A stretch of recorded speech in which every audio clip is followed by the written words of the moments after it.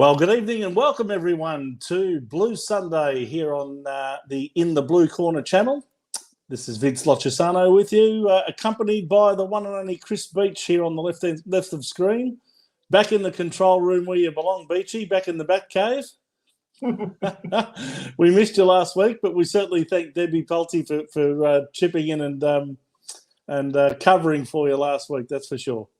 Yes, thank you very much. I hope you had a great Christmas and New Year, mate. And it's probably the first time we've spoken in about a month. So no doubt you've been playing a lot of cricket. Yeah, there was a game yesterday and I was watching my club's turf team play this afternoon. So good day has been spent. A good break also happened, but now we're ready for a new year. So let's go. Fantastic, and I no doubt you've enjoyed watching the Australians take England apart in the Ashes series. They've got a bit of a tussle on their hands now, though. This fifth test is becoming more intriguing by the minute, and the Australians have in fact been bowled out twice for the first time. I think for the first time in the series, and now the English have a target of somewhere around. Is it 270 odd? I think. I think it's 271 to win. So they've got off to a reasonable start, losing only the one wicket for I think it was 68 at the tea break. Yep, and it was Rory Burns getting himself out, but to Cameron Green chopping on. But nonetheless, there's 9 wickets left, and we need to continue on with the job. But England need to continue fighting because, to be quite honest with you, the English supporters, including the Barmy Army, have not had much to cheer about. Yes, well, I think it could be the one test that England might just come out on top. I know that's a big call, but I just think 200 more runs might just be enough, and they might just have the batsmen to take them there. But anyway, it remains to be seen. Look who's back. Not back from the dead, but certainly back from the hospital. It's our grand poobah, Joe Lutzer, all the way from Bangkok in Thailand. Looking a lot better than the last time I saw you, Joe. How are you, mate? Likewise. I'm very happy to. Still feel like I've ridden a horse for about 3 years, but yeah, I'm getting better. I'm getting better. That's good. I was listening to you guys in the background.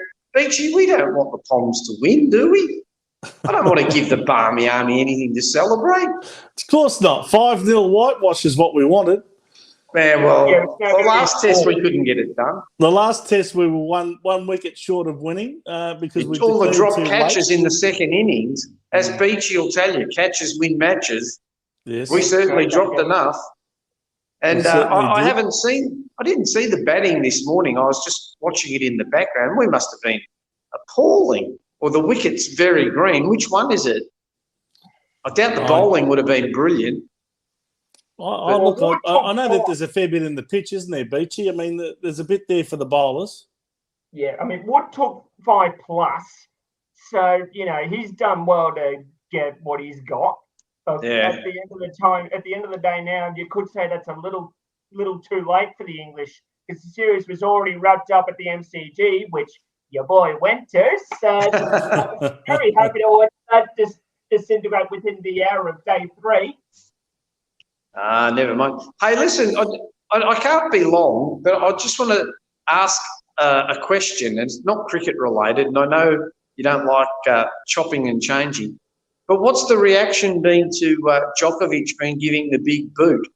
Can I tell you? That is the big news that we're about to discuss after the cricket. But, yeah, we can talk about that now. The news is that basically he's lost the court case and he is effectively going to be deported immediately, and potentially that could last 3 years, up to 3 years, where he's not allowed to come back into the country. So, what are your what's the sentiment that, there, though?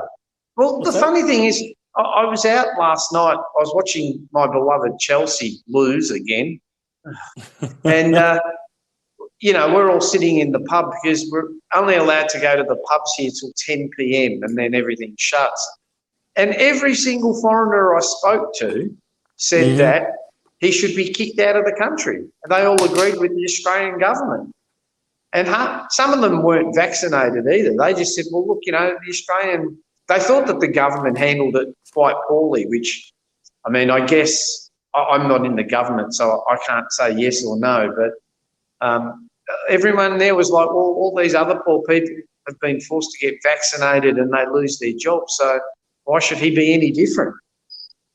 So I was really amazed at the amount of support that the Australian government had amongst the foreign expat community here. They're all, get rid of him, kick him out, he's a lying so-and-so. I won't use the words that they use, but they said he's a lying so-and-so and he's a spoiled brat. I mean, his father compared him to Spartacus. Oh, for God's sake. Then Serbia were going to have set injunctions on us. And no disrespect to any Serbian viewers, but what? Were they going to stop exporting Chavachides to us or something, were they? Hold the presses, all the Serbs would go crazy. So interesting. Well, what is your view, Joe? You've told us what all the expats think. Is that what you think in disguise, or is that really what the expats all think? No, to be honest, I don't know enough. I don't know enough about it, but just from the facts I'm reading, I think he's lied on his entry card. You know, he's going, oh, my support staff. But, you know, at the end of the day, the entry card has his signature on it. Now, does that warrant cancelling a visa and deportation? I don't know. I think that's a bit extreme. You know, if you and I lie on our cards, do they not let us in? I mean, I think, what's the penalty? It's like a $10,000 fine or something, isn't it? I guess, you know, they're all sort of saying, but from what I've heard, he hasn't really had COVID. But not that that's a matter, because one of my friends here has caught it 3 times. So all this garbage about if you've caught COVID, you don't need to be vaccinated. I mean, I know people who haven't been vaccinated and haven't caught COVID, and I know people who have had 2 shots and a booster and have caught it 2-3 times. So I guess it's been a bit of an overkill to deport him, but I don't think his father helped in any way, coming out sort of slagging the Australian government, saying, my son's persecuted. He's the common man. He's far from the common man, his son. Is that what his father said, or is that what the Serbian president said? No, his father. His father said he's the modern-day Spartacus. I think you'll find that the Serbian president came out and suggested that Djokovic was being, quote, harassed by the Australian government. What, because he wasn't staying in a 6-star hotel? He was staying, what, in the Carlton Inn or something that's 3-star? And he was held like a prisoner. What about all these other people that have had to come in and do quarantine? What are they? Are they different to Djokovic? Anyway, hey, listen, I've got to shoot. My students are back. I'll try and get back on in about an hour or so, in about 50 minutes, and just see. But look, okay. Hello to all the viewers. I see the Blue Baggers yesterday had their first win, which was good. The girls did, yes. Yeah, see Doc is back on the track and giving up the captaincy, so it's good to see him back. I mean, I hope to see him, fully fit and raring. But anyway, so do you want to see Patrick Cripps as the only captain, or do you think that? Yeah, I don't believe in all these leadership groups and co-captains, and I mean, it's just. I was listening to Campbell Brown this morning, in his first year at where was he? Gold Coast Suns, and he said there was a leadership group of 9, 4 of whom had never played AFL football in their lives, and he looked at Gary Ablett and said, well, what the hell do these blokes know about playing football? So, I mean, yeah, I think the elders should probably show the way for the young guys, but I don't know, captain, vice-captain, I think that's more than enough, isn't it? And maybe you just tell the older blokes to show the way. But I'm not a young man anymore, Vince. I'm going to be 60 in a couple of weeks, so I'm considered old. So, the way these younger people think. We're going to have to do a little birthday cake or something in a fortnight from now. I don't know about that. The day before you turn the big 6-0. I'm going away to a luxury 6-star resort that my girlfriend got at 80% discount because she's a Thai citizen. the government here, they don't give any money out. All they've done is they've given out all these 80% vouchers off food and hotels so that you spend more money. So she's looked at me and she said, concept, is it? Well, she said, I'm taking you away for your birthday. Give me your credit card. I'm taking you away. Give me your credit card. That's a good concept. It's a good concept, isn't it? Anyway, cheers. You're doing a great job, boys, and I'll talk to you soon. Good on you, Joe. Thanks, mate. See you later. All the best. Beautiful. That's our illustrious leader, Joe Lotzer, who owns this channel, and he hasn't been able to come on in more recent weeks because he's pretty tied up with lucrative contracts over there with the Thai government in Bangkok. So it's up to us mere mortals back here in Melbourne, Australia, to look after the show, Beachy. So hopefully we'll see Steve Khatib come on soon. I'm not sure. I think he might be having some technological issues. But in his absence, we'll continue discussing things like the cricket.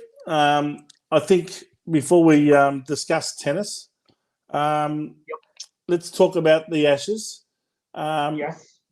We since you've been on, of course, we've seen a number of test matches since our last show of 2021, where we really have dominated, and without going through all of the results in any great detail, the Australians have really dominated this series, and it's only in this last test here in Hobart that the English have actually shown a little bit of fight. I must say I'm pretty impressed with Mark Wood as a bowler. Always was, even in the first test when he wasn't necessarily taking wickets. He was really lively and enthusiastic and bending his back and really putting in. Why they didn't play him in the second test in Adelaide, I'm really not sure.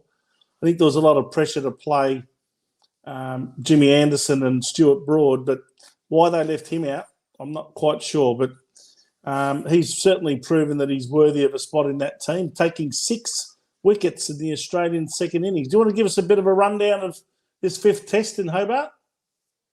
Yeah, sure. So you've just touched on it briefly, Vince. Mark Wood with the 6 wickets in the second dig, in our first dig second dig, I was right originally, to restrict us to a total of 155 all outs. And at the moment, England needs a further 195 runs for victory. At the moment, England sit for 1 for 76. Zach Crawley on 32 not out of 57 balls. And Darwin Milan, relatively new to the crease because of Burns' dismissal to Cameron Green, chopping onto the stumps, is 9 runs off 10 deliveries. There really wasn't much to say about our second dig here. I mean, Alex Carey on 49 runs before he got himself caught. Yeah, it was a shame he didn't get at least a half century. Yeah, I mean, he was batting well before he got himself nicking off. Yeah. Steve Smith made another 27, which I guess he could be happy with, but I think knowing him, he would have loved to have gone on bigger and better with that. And Marnus Labuschagne, who is probably our best number 3 at this modern time, unfortunately doesn't get past 5 again. Caught by Billings off Chris Wokes, who has been in and out of the side like as much as everyone else. Other than that, well, did the Australian selectors make a mistake in not selecting Marcus Harris instead of David Warner, because Warner's scored himself 2 ducks and dropped the catch off Scott Boland as well. So he hasn't exactly had a great test match, has he? No, but then again, Stuart Broad's got him out 14, 15 times this series.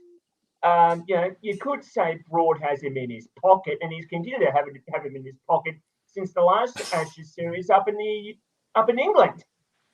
I think David Warner can't wait for Stuart Broad to retire. Look who's at the bottom of our screen right now. It's a big hello to Steve Khatib. Nice of you to join us, Stevie. A little bit late, but better late than never.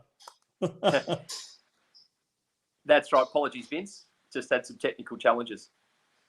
That's all right. No problems.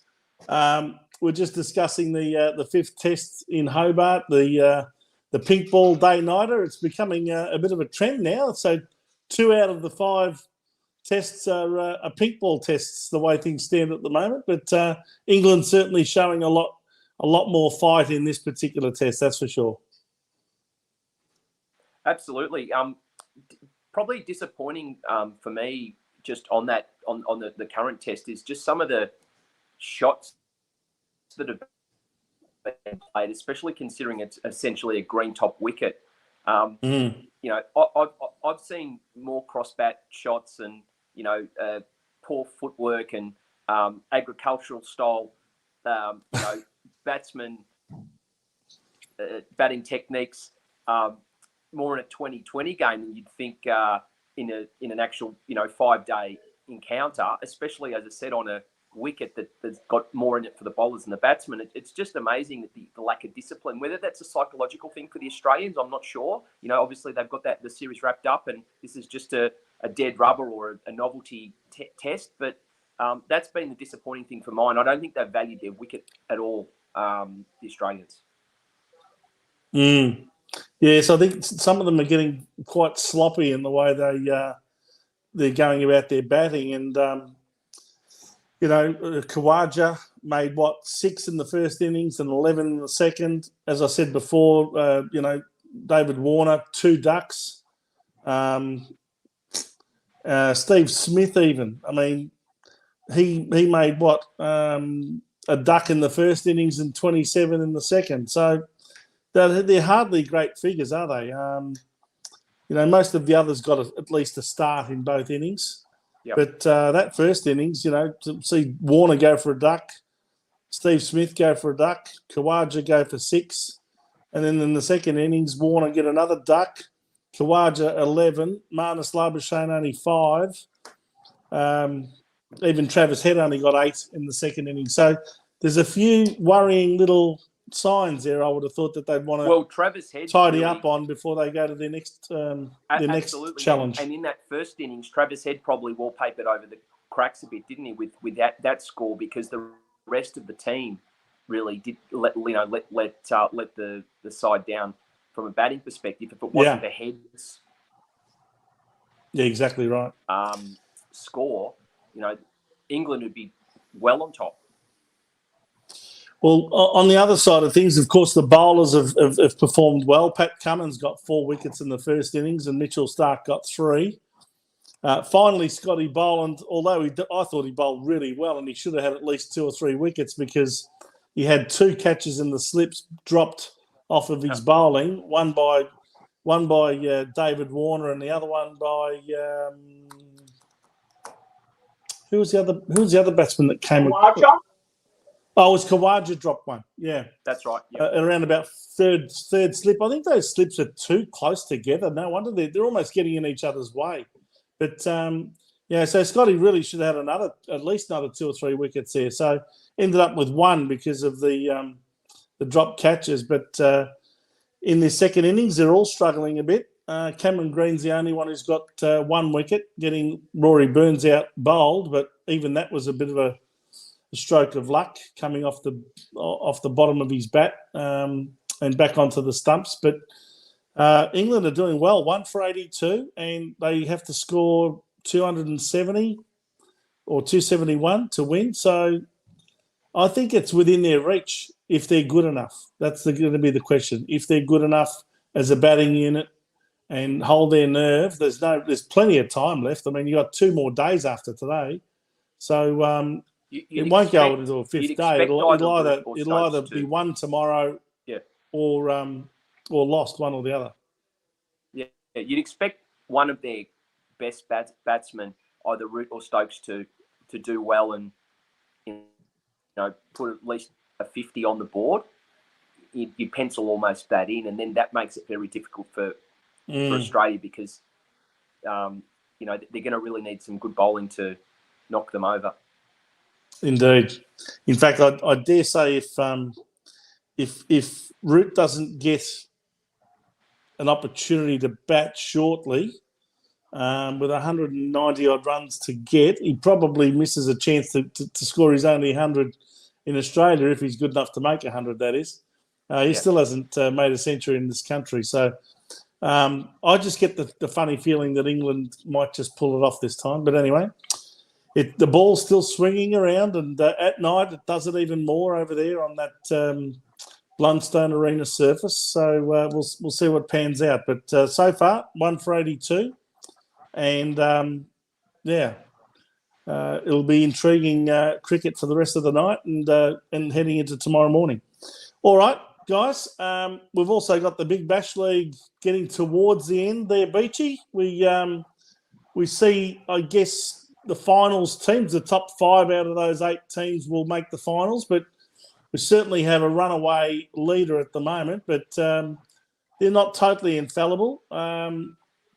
There's a bit of shape happening within the ladder, haven't we, of the Big Bash League? Yes, and there is a game going on at the moment. Melbourne Stars v the Brisbane Heat at the mighty MCG. Just a quick score update before I move on to the ladder there. Heat are currently batting 15.1 overs in, and they've just brought up the 100, 3 down. So we'll be keeping an eye on that. As that's about 6.5 and over at the moment. They're running at. Yes. So and they've decided to activate the power surge, which is a 2-over power play of sorts to try and give themselves the best chance of putting on a score that is defendable. Now, pointing about the ladder, as I go to look for that, bear with me. The top 5 teams, I reckon, are pretty much settled. I can't see any of those teams below in 6th, 7th, or 8th making it. I mean, it's possible, but geez, they'd have to have everything go their way, wouldn't they?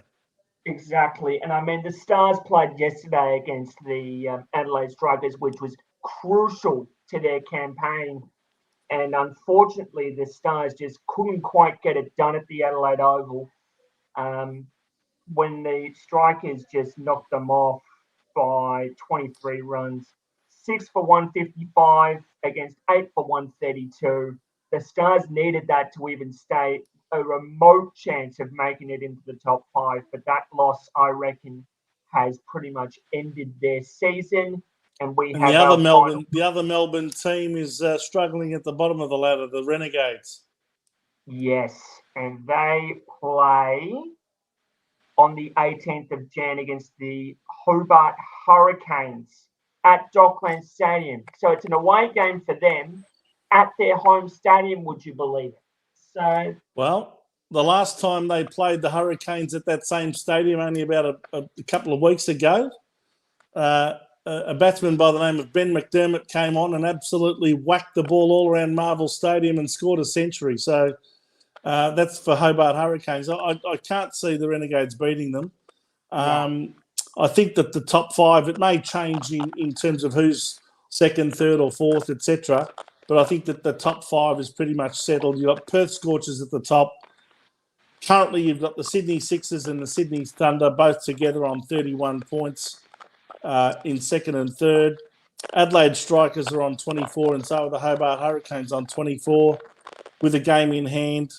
And then you've got the Stars, the Melbourne Stars, the Brisbane Heat, and Melbourne Renegades are all on, in the teams, 18, 15 and 15. I can't see them making it. So I would suggest that that top 5 is pretty much settled.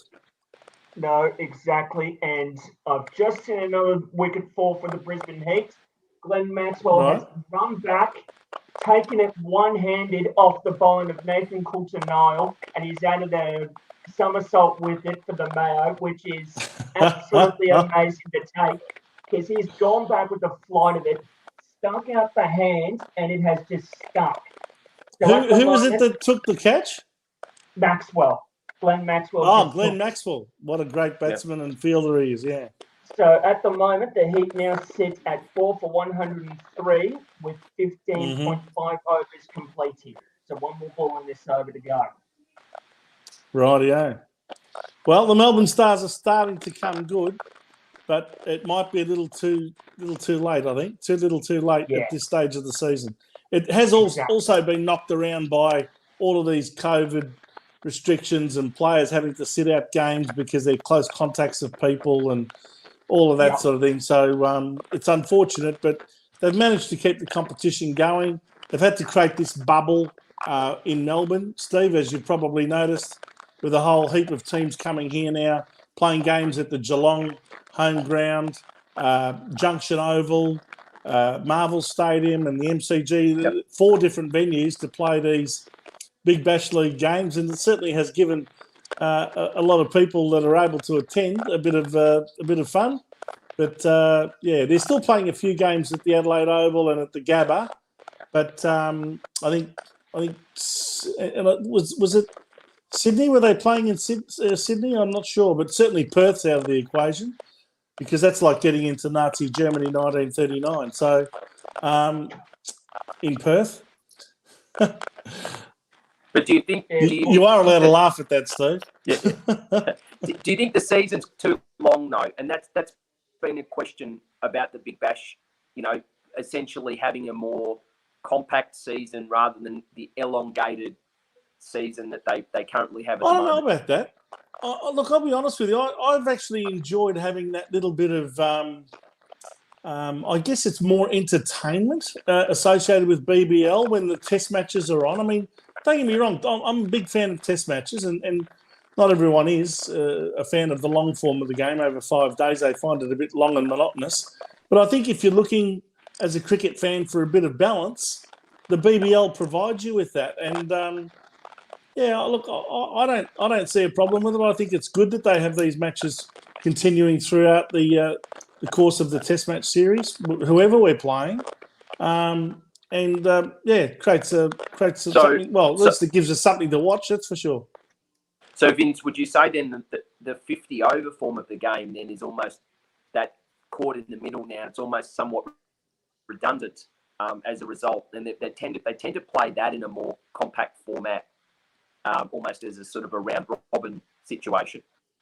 I mean, look, it's almost getting to that stage where 50 over cricket is sort of a little bit caught, between both the Test matches and the BBL, isn't it? Yep. It's sort of a bit of a halfway measure of each. It's too long to be considered a short game of cricket, but it's also at least over within the one day, as opposed to Test matches which go along for 5 days or up to 5 days. So, look, I think it still has its place, and I think it'll still survive.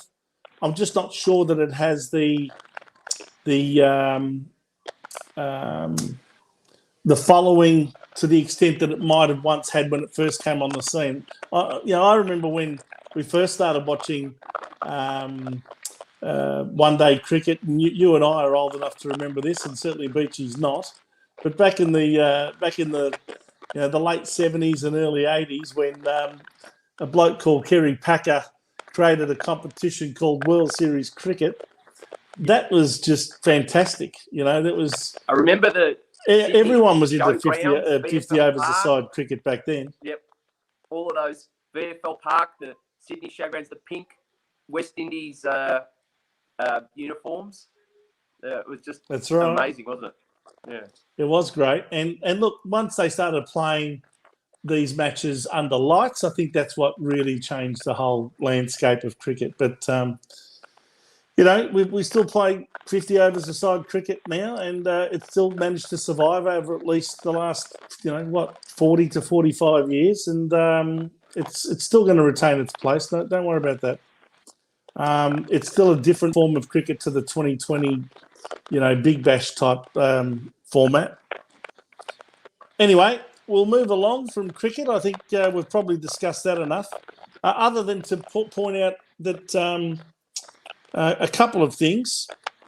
Virat Kohli, the captain of the Indian cricket team, has decided to give up the captaincy of the Indian team after a number of years as captain. I thought that was an interesting decision, but of course, India went over to South Africa in the last few weeks and they won their first Test match, but then they lost the last two, and they weren't all that impressive, if you ask me. They certainly didn't show the usual fight that we've come to expect from an Indian Test team.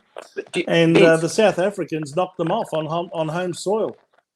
Vince, do you think Virat Kohli is almost at odds with his own team? Because it's been over the last couple of series that India have played.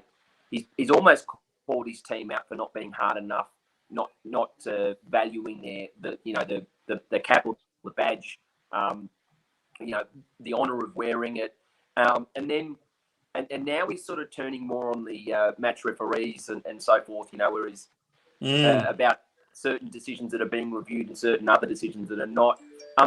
He seems like a frustrated cricketer now, for mine. I'm not surprised that he's relinquished the captaincy. And who knows, he might be a better player, albeit as an individual, opposed to a captain, for doing that. Have you seen the same sorts of things? Yeah, I wonder about whether Virat Kohli is suffering from the, I'm the best player in the team syndrome, and all of the others are not quite living up to the same standards that I do. And I think he probably gets more frustrated by his own teammates rather than providing them with the encouragement and leadership that they're all looking for. So I'll be interested to see who they decide to go with as their next captain. There's a young guy called Pant who scored a century in their last test, who I think would be a really good consideration if they're looking for the next generation of player. I mean, Virat Kohli's now, 33, 34? So he's getting on. He's got a few years left yet as a batsman, but I think that's probably not a bad time for him to step down and just concentrate on his batting without having to worry about the decisions of a captain.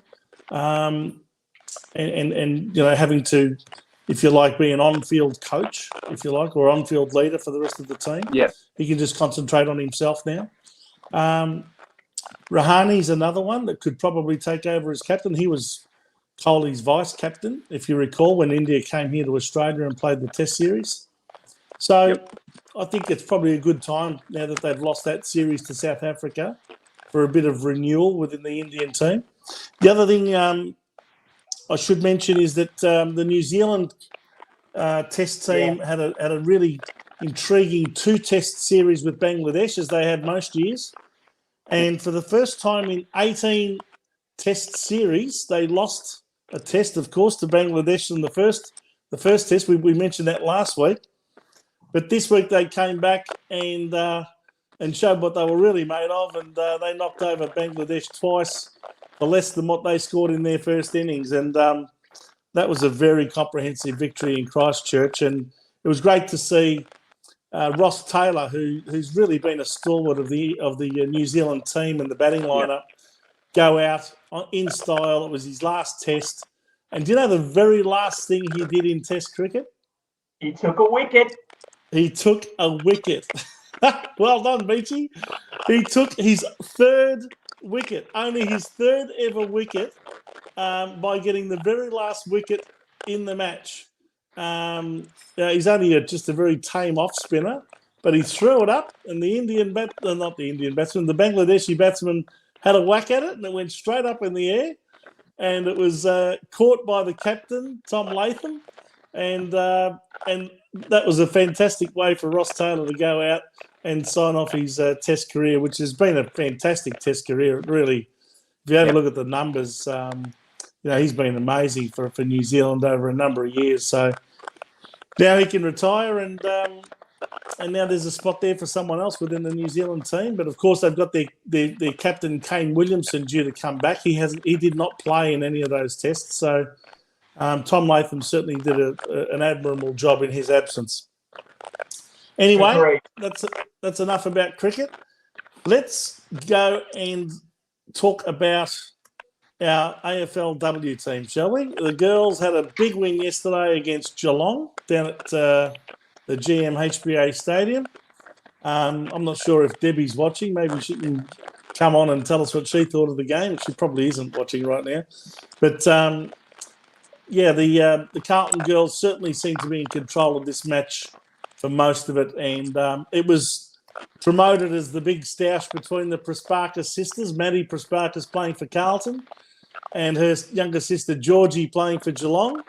And I think it's pretty fair to say that Maddie took out the honours there. Best on the ground well, certainly one of the two best on the ground, if you ask me. Yeah. Yes, absolutely. I agree there, Vince. I agree there at all.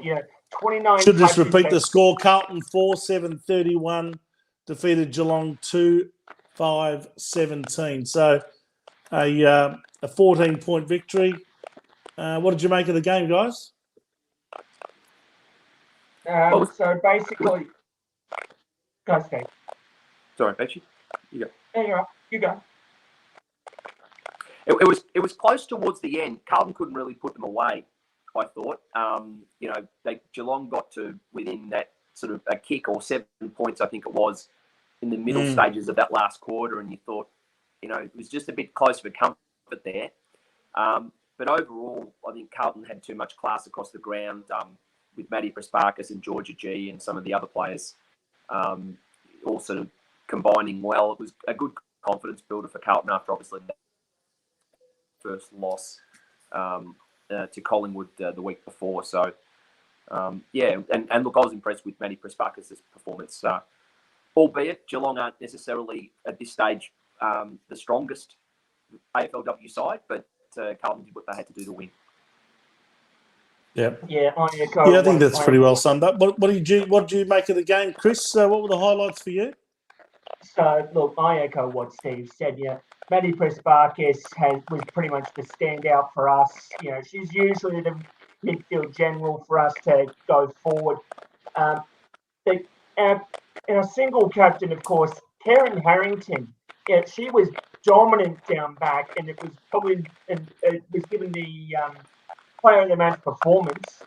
Maddie Prespakis had 29 touches, but Kes Harrington had 23 touches and 389 metres gained when Geelong were peppering our defence, and she was just there picking it off one by one to give us that composure and to get us going forward again. Now, yes, players like Darcy Vescio didn't have an impact, but that's okay because there are other players there that made that step up. Courtney Jones, I think, was one of those players that stood out for me. She actually did pretty well to impact the scoreboard when she could. Rhianne Moody, who, as we all know, is the daughter of the famous Peter Moody, the horse racing trainer, and has a sister called Celine, who plays for the Bulldogs, who we will be touching on as the preview for that game this week. It was quite a good display. Steve said they got within 7 points, but we held on to the class, which was fantastic to see. Yes, indeed. I think Moody's been probably, one of our best players since she came to the club, but she's really stepped up and is looking like, one of the best, certainly one of the best rucks in the competition, that's for sure. Giving us a lot of drive out of the middle. And, she was an All-Australian last year as well, so let's not forget that. And if she continues that form again, ladies and gentlemen, she'll get another AA blazer again. Yes, well, we certainly hope so. And, yes, you'd have to put her in the best players along with Gabby Pound and Maddie Prespakis, Karen Harrington, as you mentioned, Rocket Gibraltar down there in defence. McAvoy, and I should point out that the goals were scored by Georgia G, Nicola Stevens, and of course O'Day and Jones also got a goal each. So there was a far better performance than last week, but I think Steve's right. You've got to balance it up with who we're playing and where they're at.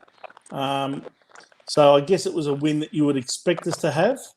It'll be interesting to see when we come up against some of the better teams, such as the Melbournes and we've already been beaten by Collingwood last week. They've also won both of their matches so far. I think it'll be Fremantle's another side that's won both their matches. So it'll be interesting to see how we shape up against them. And you mentioned, Beachy, that next week we've got the Western Bulldogs game against our girls. That's on next Sunday afternoon at the Whitten Oval, or I think they call it the Victoria University Oval these days. Well, it's Victoria University Whitten Oval. So effectively, Okay, there you go. Whitten Oval. But nonetheless, it's still Whitten Oval to most of us. I'm intending to go as soon as tickets become available because this is a game that is usually pretty important because we want to be inclusive to everybody and all that. There's usually a special jumper which both sides will normally wear. Carlton's jumper for the Pride game has already been released. So if you haven't seen that, I suggest you do because that actually looks quite good. Okay, so that's next Sunday afternoon. I think it's about 3 o'clock, isn't it? 3:10, but yeah. 3:10. There you go. All right, so for all of you who want to head out and support the girls, 3:10 next Sunday afternoon at the Whitten Oval in Footscray. Should be a good game, as it always is when we play the Bulldogs. Yes. Now, we also had the news during the week with the AFL team, Steve. Sam Doherty has made the selfless decision, I guess you'd call it. Yep. Around the captaincy and decided to step away from that for the time being. What do you think of that decision? Yeah, I think that's a common sense decision. I mean, ultimately, if Sam Doherty's not physically 100% himself and trying to get focus on his recovery and getting himself to peak fitness and obviously back into the AFL system, after a long absence, it makes sense. It doesn't mean that can't be a leader off the field, though. No doubt he'll still be, a leader off the field and around the club and the change rooms and so forth. But from an on-field perspective, there's really, he's got to focus on securing a spot in the team. He can't be gifted a game. He's got to get his fitness right. I'm sure he knows that. I'm stating the obvious. And obviously he's then got to fit into Michael Voss's plans as to the role that he wants him to play in the 2022 season.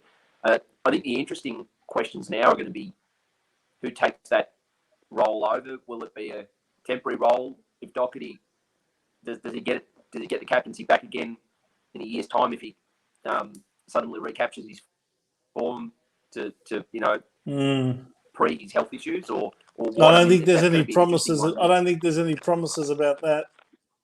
Well, no, that's right. And the co-captaincy question, it's a different world captaincy now than what it used to be. In the old days of football, one person was given the captaincy and that was it. Now it's could be two or three. What were your thoughts and what were your views and feelings on when Carlton made that decision? Must be at least 3 years ago now, maybe 4. When we decided to go with co-captains with Sam Doherty and Patrick Cripps once Mark Murphy had decided to hand down the captaincy. Were you comfortable with that decision? It's the first time in our history that we ran with 2 captains or co-captains. I hated it. I didn't understand it. I still don't understand it.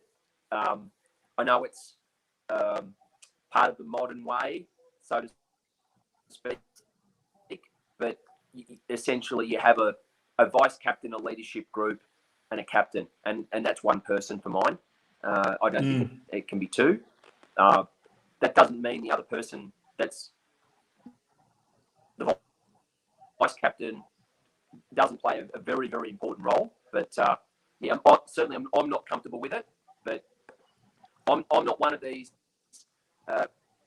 people that are up to date with all the leading teams' psychological techniques and the camps and the bonding and you stand up and you fall backwards and they catch you and kumbaya and all that stuff, right? That's not really, all of that's not really my strength in understanding that, but I'm sure all these leadership consultants have a view on, how you need to have your organisation, and maybe they're saying it's more than one person needs to be captain at the club, and that's there's a reason for that. But for mine, I'm not really comfortable. I'm more of a traditionalist. What about yourself, Vince?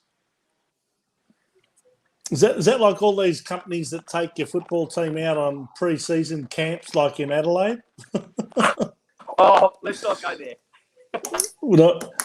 We've got Gina saying hi, guys. Hi, Gina. Nice to see you. Nice to hear from you. I think her friend Lana might be watching as well, if I'm not mistaken. Give us a yell, Lana, if you're watching.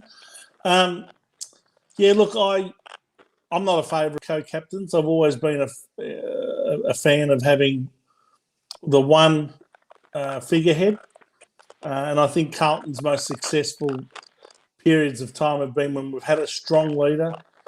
And generally speaking, I know it doesn't always have to be the case, but we've always seemed to perform better when we've had a taller player as our leader. So I'm talking Kernahan, Nichols, Mcclure, Fitzpatrick. Do I need to go back any further? Jesselenko wasn't exactly a tall key position player, but he could jump as high as the others were. And he certainly played full forward and kicked over. He was the only player in our history to kick over 100 goals. So, I think it'd be ideal if we had a key position player, be it a centre-half forward or a centre-half back or a full-back as our captain rather than, someone who's not got as much physical presence. But anyway, that's just a bit of a personal preference. It doesn't have to be the case. I'm quite happy to have one captain if he's a smaller player like a Sam Walsh might be one day. That's fantastic. So long as he leads by example, that's probably all that really matters. We used to also have a captain for a long period of time, at least 3, 4 or 5 years, a consistency. It seems like there's a little bit of rotation now compared to what we used to have in the old days. There was a lot more consistency or stability there, I would say. Albeit, we have had very good sides though. We have had 2 captains that I can recall who have only been captain for the 1 year, and I'm talking about this is over the last 50 years. And one was Lance Whitnell in 2007, I should say. What's happened to Steve? Is he gone? No, I think he just had some feedback going for a little while, so I think he's just trying to fix that. Just keep going, Vince. Anyway, back in I remember that Lance Whitnell was a one-season captain. I think it was in 2007. Oh, we got you back, Steve. Sorry, we just had some audio feedback. Oh, that's okay. That sounds better now. Lance Whitnell in 2007 was the captain for just that year after winning the 2006 Best and Fairest. By the end of 2007, not only did he lose his captaincy, he lost his position in the senior team. They delisted him. So, it can all come to an abrupt end. And Mark Mcclure in 1986 was given the captaincy for that year by Robert Walls. Yes. And by the end of it, it was not only time to hand down the captaincy to a bloke called Stephen Kernahan at age 23, but Mark Mcclure never played another game. So I think he was basically told to retire. They're the only 2 captains that I can remember that Carlton have had in the last 50 years or so that have only lasted the 1 year. But, I mean, look, again, they were at least key position players and had some presence on the field. Okay, that's fair enough, Vince. There was a question posed by one of our viewers about potentially, Gina. Keep throwing Sam Walsh's name. Gina says about. I think it will happen eventually. I'm not sure that at 21 it's the right time for him just yet. But I reckon give him another 2 or 3 years and he might be the next one in line.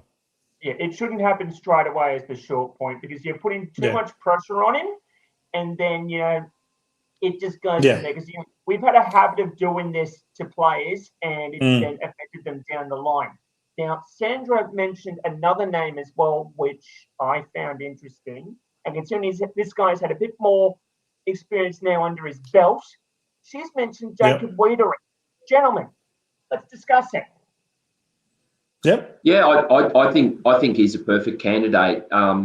centre half backs, so essentially behind the football, so he sees everything in front of him, opposed to so he sees the play unfolding.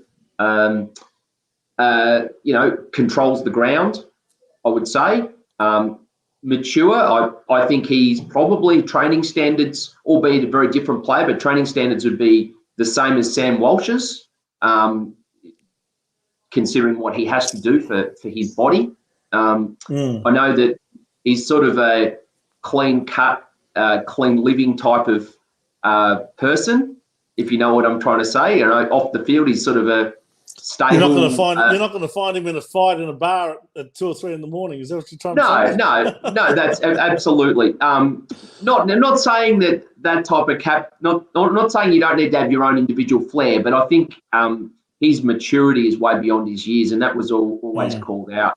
So I think he's probably a perfect candidate for captain.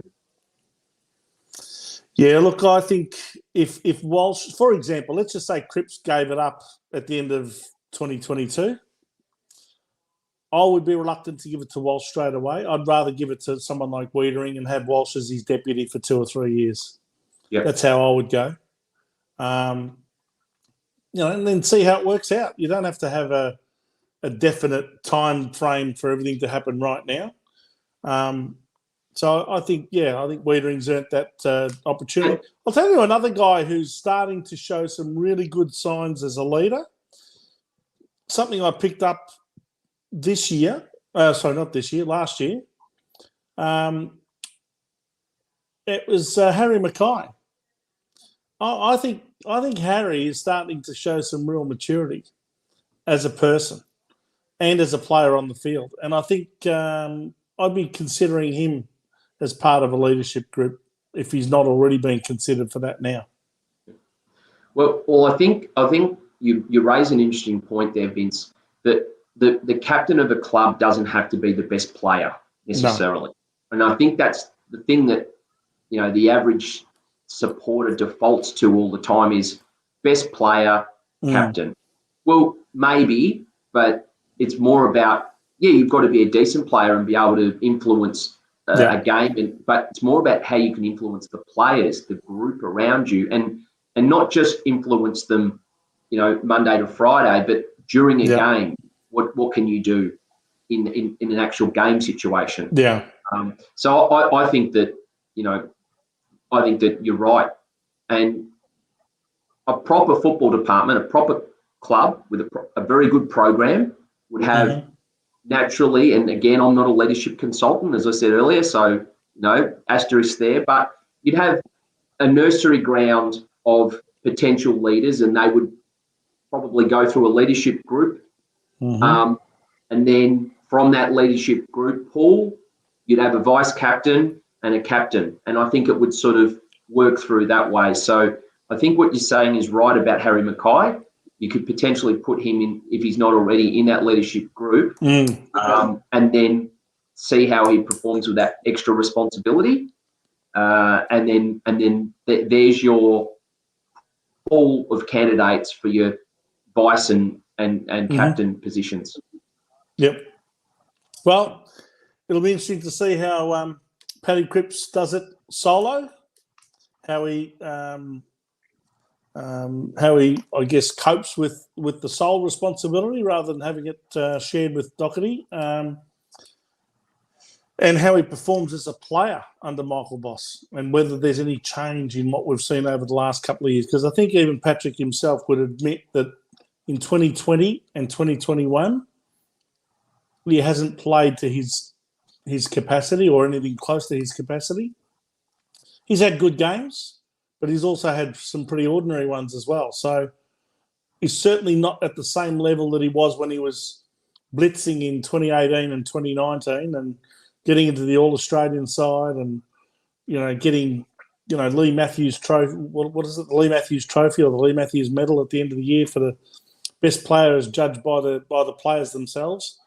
He hasn't been at that level over the last couple of years. So, do you think Vince that's injury related? I mean, we're not obviously partly. the I have no doubt that it's partly injury related, but I also wonder whether it's whether it's related to his own role within the team and whether he's just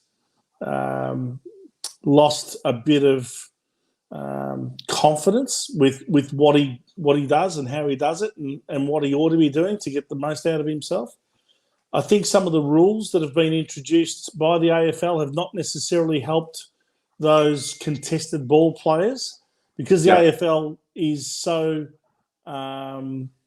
hell-bent on keeping the ball moving and keeping the scoring going and getting higher scoring games.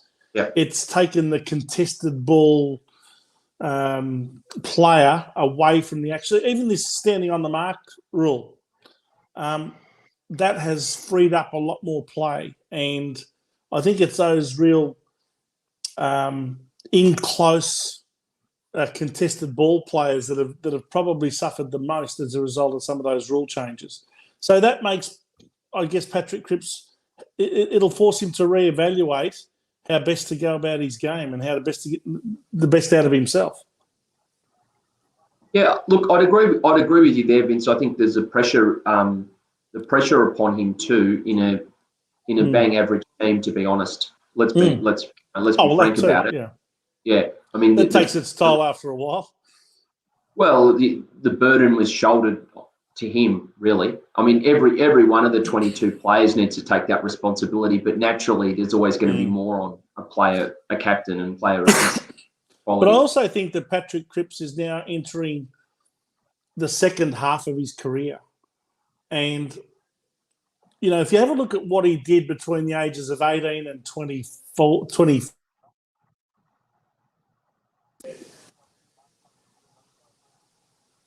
Have I lost you? No, you're still there. You've got us. Yep. We've got you, Vince. Coming through that keeps calling. That's why I think I'm getting interruptions here. I can't see you guys, but anyway, hopefully you can see me. Can you see me or not? We've got you. So what was I saying? Yeah, Patrick Cripps is 18 to 24 years. It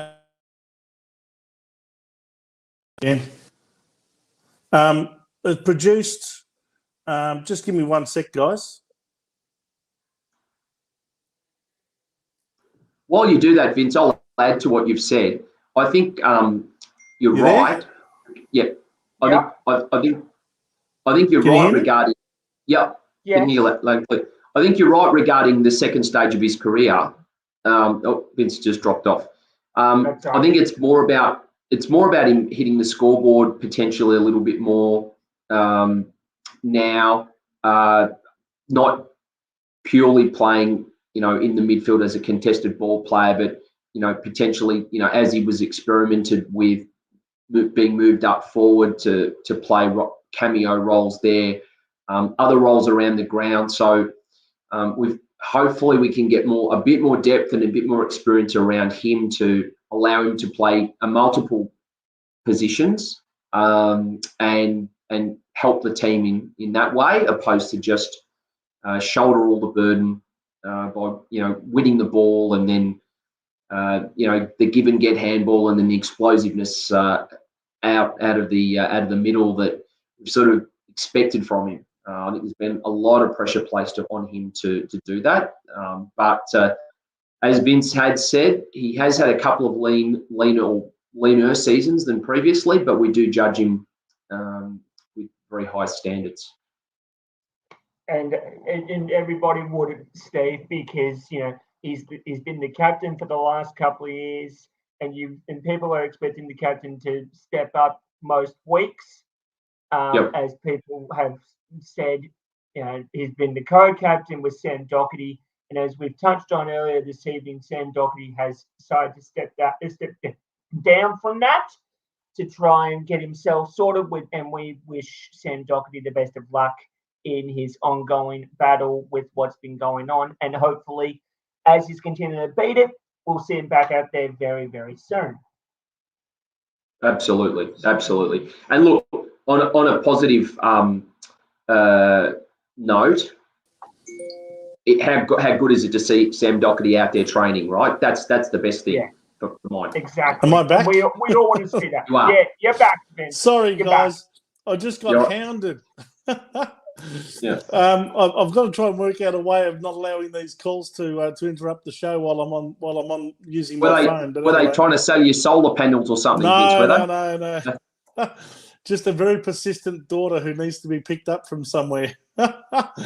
Anyway, so as I was saying, I think the first half a dozen years of a footballer's career, from a physical point of view, I think he's at his peak. A little bit like the Chris Judd career. When you look at it, West Coast got, in my opinion, by far and away the best years of Chris Judd's career. We got probably the last 2, maybe 3 of those years. But then the last 4 or 5, I think, he started to trail off a bit more, and physically speaking, I think it was a lot more difficult for him to get up for games. So that's probably why in the last couple of years we've seen the emergence of Sam Walsh as opposed to Patrick Cripps, who's now, 26, shortly to be 27. So once you get to that 27 mark, I reckon you're starting to go over that peak, and you're starting to go a bit more downhill physically after that. But Vince, what I would say for Chris Judd, and at the time, is what we really needed. We needed the training standards elevated of our players. We needed all of that leadership, the experience. I understand that. All I'm simply pointing out is that for most of the elite players, their best years are in their first 6 to 8 years, not in their last 4 to 6 years. So I agree with you. And they're the ones that last 12, 14 years. There's not too many players that last 12 years plus in the system. In fact, they're few. Not many can go out on their own terms. Not many get to go out on their own terms. Yeah, exactly that's right. Yeah. And as I said while you were just off air, that it's about also having other positions and other roles within the team that Patrick Cripps can fulfil. Of course, yeah. I think they're experimenting with him now because he's 6'4", that he may very well play a bit of centre half forward. And take a few contested marks up forward instead of just being in the middle of the ground. But hopefully they've worked out, where his best football is going to be played, and work out the best role for him this year. I think Gina had a comment there about Chera making a difference in the midfield. There's no doubt that that will happen as well, that a young player like Chera will certainly come in and hopefully take some of the burden away from Cripps and Walsh. Yes, Yeah. we agree there. Yeah. But the old adage is one player does not always make a difference. Everybody else has to step up. And that includes the people around those players that are newly recruited to the club, whether they're coming from the draft, whether they're coming from the trade period, or whether they're just coming in off the street like us average Joes, which may not happen all the time, but there was a time back in the day where that did happen. Paul Meldrum. Yes. Paul Meldrum just turned up from Princes Hill, didn't he, Vince? Remember? Yep. He certainly did, and he said, "What's the chances of getting a pre-season here?" And they eventually let him play, and they were quite impressed with what they saw. And he eventually played in 1 or 2 practice matches as a bit of a trial, and he went that well that they put him in the senior team pretty much straight away. Yeah, what a great story. Yeah, the stonewash hair, the blonde peroxide hair. Yeah, the Billy Idol hairstyle. Yeah. It turned up with a kit bag, basically a training gym bag, and said, "I want to train." It's a great story. And we all, of course, knew him affectionately as Molly. Yep, Paul Molly Meldrum, our very own Ian Molly Meldrum of the music industry.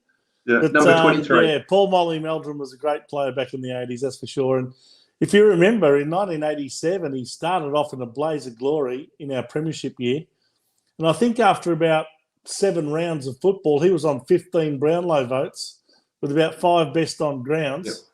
And then, of course, there was that unfortunate accident that happened with Peter Motley, and he was involved in that. And I think he just psychologically got badly affected by that whole scenario. And yeah, I think he pretty much didn't poll too many Brownlow votes after that. But he was still part of the 1987 Premiership team and kicked the goal in that grand final. And it was very much an integral part of our fabric back in those glory days. He played well off the field too, I believe. What a player, number 23. Vince, I believe he played well off the field as well. I'm pretty sure most of them did back then, Steve. All righty, let's just quickly talk about what am I going to talk about next? Oh, of course, the Djokovic situation. Now, the Australian Open starts tomorrow. The court has made its decision and he will be deported. What's your view on this whole scenario, Steve? Do you have one that you want to share with us, or do you have one but don't want to share it with us? No. Happy to share it. Now, I think last week we put a caveat on any views were not necessarily to do with being pro-vax, anti-vax, whatever. It's not necessarily about that. And Facebook won't be able to censor our show and take it off air possibly. But no, I'm only joking. But really, on a serious note, we're talking about a legal process here. So firstly, if you go back originally, the fact he was let into the country, and we mentioned this last week, was a shambles. It should never have occurred if that was the case. So there's an error there, and Tennis Australia and the government are going to have, obviously, going to be pointing the blame at each other of whose fault it was that occurred. Secondly, though, more importantly, I think the immigration minister's power has now been highlighted. Because normally when these situations occur, immigration ministers have powers, and they're not. These just may be ordinary citizens that we're talking about here, but this is a high-profile, number one in the world athlete, tennis player, and the immigration minister's chosen to use his powers to deport him. Now, this afternoon's case, all they could really, because it was an appeal opposed to a case itself, all they could do is judge the process or judicial process that occurred with Minister Hawke's decision. They found that he'd followed all the right steps. Do I believe that it's fair? You mean that Alex Hawke had followed all the right steps, or Djokovic? Yeah. No, Hawke. That was what was essentially what it was. How could he not have taken all the right steps when the legislation just literally gives him all the power to make whatever decision he likes? There is no process. I agree. The only process he has to come to is what do I feel like doing? It was an his justification, discretionary decision on his behalf, wasn't it? Well, they did look at the justification of it, and the justification was that it could be potentially divisive if he was to stay here, and it could potentially differ to the government's policy on vaccination, and what the government's policy. Yeah, that it was going. Their fear was that it was going to encourage a boost in the anti-vaccination movement in Australia. Now that's very different from their original reasons for deporting him. So they've gone from, this is a health issue, right? Because you're not vaccinated, you're a danger to us in terms of our health.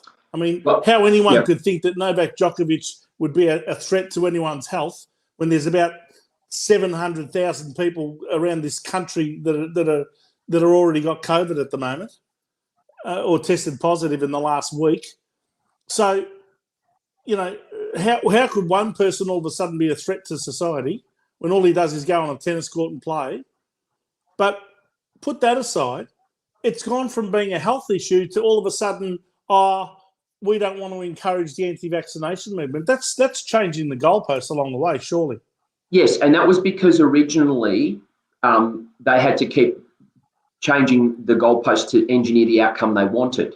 And that goes back to the original Border Force detained when he was detained at the border originally. But I think there's an important point here, and this is everyone's got a different read on this, right? So I see things differently to you or to Beachy or anybody else. But what I picked up was an important technicality going through this. Yeah. The 6-month period that you are potentially, once you've contracted COVID, to not being able to necessarily be a risk to transmitting it to somebody else, was different to what the government, their definition was. We only want to let someone in who is vaccinated, regardless if they've had COVID within the 6-month period. So Djokovic's entry visa stipulated that he had the COVID within the 6 months, so that allowed him to get through. And that's the World Health Organization's definition of someone who doesn't need to be risk, potentially is not a COVID risk. But the government have worded it to say no, to enter Australia, regardless if you've had COVID within 6 months, that's not a good enough reason. You still must be double vaccinated. That's the technicality, and that was not picked up originally. And I think that's where all the... So in other words, it's not Djokovic's fault. He had all of his papers stamped. It's interpretation. So did he do anything wrong, or did his team do anything wrong in that respect?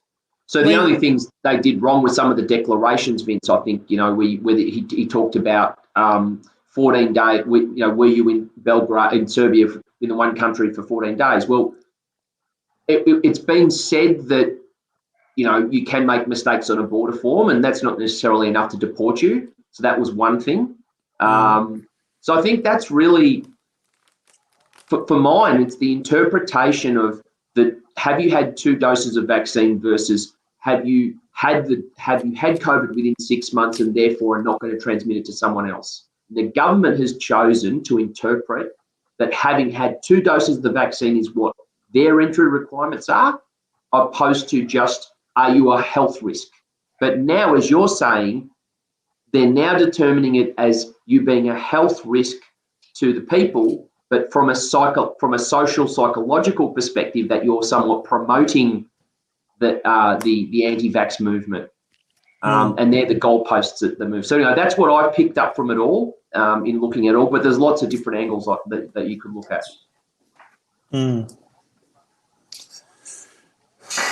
Look,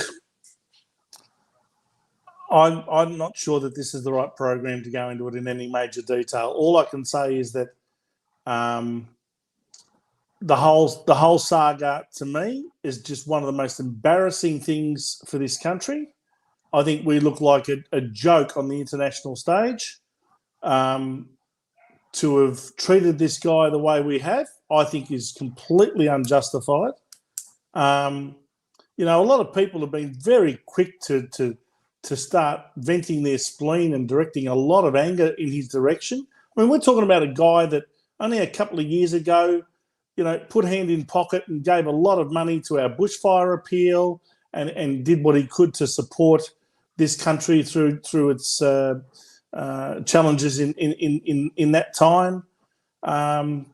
He's always been very, generous with himself, with his time around the Australian Open when he's here.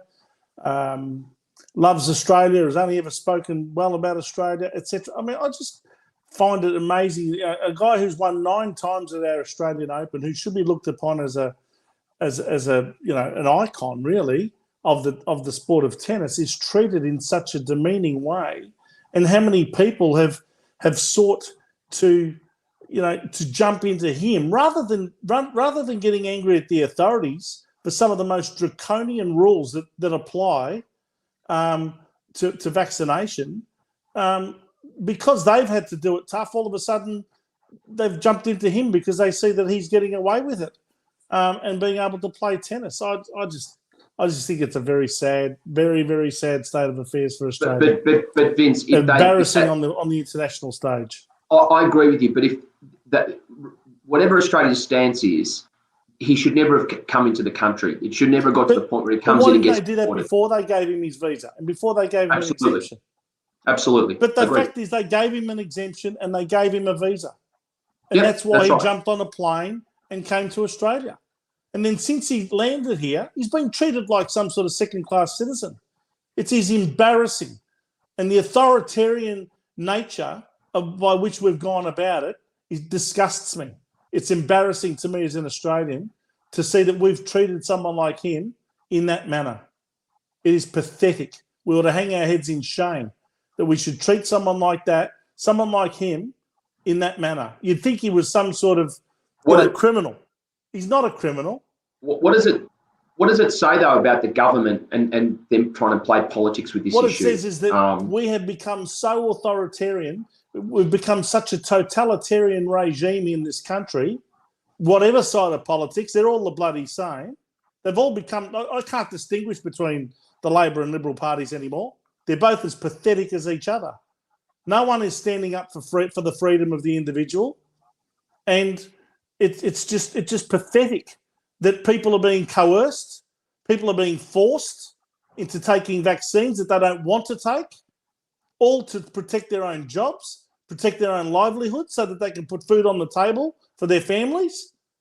They brag about the percentages being 80 and 90% vaccinated. I can tell you it wouldn't even be half that many if people had their own freedom of choice, if they weren't forced to go to work with all of these vaccinations. Experimental vaccinations, by the way, which don't even work to protect you against catching it or spreading it. So by definition, they're not even vaccinations. But don't let me go down that path because I'll be here all night. Anyway, people are so addicted to these rules now that everyone's just pointing to the so-called rule book. And so long as the people making the rules are they can do what they like, it seems, but it's all of us citizens out there that have to abide by these authoritarian rules. It makes you sick how compliant we have become as a society against people who are trying to take away our liberties and our freedoms. It makes me sick. But anyway, that's my opinion. You got me started. I'm going to finish it there. I did, yeah. Look, I think in summary, I think, I'll tell you one thing, Steve. Yep. The day you give up your freedoms and liberties is the day you'll never get them back again. Not when you got governments like we've got that are trying to take them away from us all the time, especially here in the dictatorship, which is now Victoria. Understood, but back to the Djokovic thing, I think it's a sad state of affairs, and it would have, I think in summary, I think whichever way it was going to go, if he was going to be not allowed to come in, I think he shouldn't have been granted that initial visa, and that stuff up. That stuff up is just the government. To me, it's an embarrassment to this country. Yep. I'm embarrassed to be Australian at this point in time. There you go. And I know that there are hundreds of thousands of other people that are in the same boat as me. They are embarrassed to be Australian at this point in time after that saga. But anyway, Alex Hawke, I hope you can sleep at night, mate. You're a disgrace. Anyway, let's move on. Yes, the tennis starts tomorrow and it'll finish in 2 weeks from now. And frankly, I couldn't give a shit who wins. Let's move on to the next sport. Okay, well, the game of tennis has lost me in this country. It has. It's lost me. Yeah. I'm not even going to discuss it here. If you guys want to discuss it in the next couple of weeks, that's fine by me. I'll just stay out because I'm going to stay out of it in protest because it doesn't deserve to be discussed as far as I'm concerned. I think we'll just move on for the evening because let's move on. Okay. This is a topic that we'll discuss. We'll go on to the next sport. I think we previewed tennis last week, so we'll go with our tips for the Open from last week anyway. Righto, we'll do that. Yeah. Let's talk about a far more sensible sport called golf. Absolutely. And I think the Hasn't main there been an absolute smorgasbord of golf to tantalise us over the last few days? And before we talk about what's happening right now, we should mention, of course, the fantastic result, absolutely amazing result by Cameron Smith in last week's Century Tour of Champions over there in Hawaii. He started the third round tied with the number one player in the world for the lead, and managed to come out on top. Yeah, look, that was probably, I don't think people understand the magnitude of the victory there. That was. I don't think they do either. It's just an amazing, amazing victory. I mean, you've got the best player in the world, Rahm, in pretty much, career best form for him at the moment, playing on a golf course where you've got to, yes, it's low scoring, but you've got to make putts to make birdies. You can't just, you've got to actually convert. It's one thing to say the course is easy, but you've still got to put the ball in the hole and shoot the score. Players were shooting 9 and 10 under, so you can't have an off day. You make a few pars and you go backwards. Essentially, he's gone and shot a 4-round tour record score to beat the world number one by a stroke. I mean, that is an unbelievable performance. If we just put that in perspective, that is an amazing performance. Talk about a young player now. I mean, he's certainly emerged as probably our next top hope to be, in that world number one potential position. Our next Adam Scott, our next Jason Day. Yeah, absolutely. Yeah, for sure. And he's only young too. And to think that, the Queenslander in him, that larrikin, the mullet, the porn mustache. Someone mentioned to me the other day, that said he's got a bit of a porn star mustache on him as well. Yeah. But that relaxed attitude, he hasn't lost it. Yeah. He still keeps, I think that's his strength, is his ability to just do what works for him and stay in the moment. And he's done that really well. So huge effort. Let's just hope he can continue to go on to bigger and better things. And look, this was it was an easy course, and he shot 32 under par, I think it was. 34. But let's hope 34. Sorry, 34. But let's then say, right, not only is he going to use this as a springboard to show he can actually potentially beat the best players in the world, but now let's put this into a major environment.